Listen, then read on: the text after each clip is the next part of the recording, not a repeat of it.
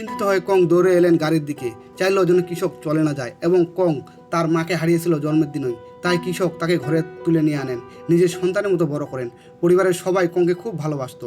তাদের স্নেহ যত্নে কং বড় হতো সুখ আর নিশ্চিন্তে। তবে মাঝে মাঝে কং অন্য গাধাদের তাদের মায়ের সঙ্গে দেখতে তার খুব মন খারাপ হতো। সে ভাবতো, যদি আমারও মা থাকতো। কৃষক সেটা বুঝতে পেরে চেষ্টা করেন কঙ্কের জন্য আসল গাধা মা খুঁজে পেতে, কিন্তু পারেনি। তাই পুরো পরিবার কঙ্কে আরও বেশি ভালোবাসা দিতে শুরু করলো।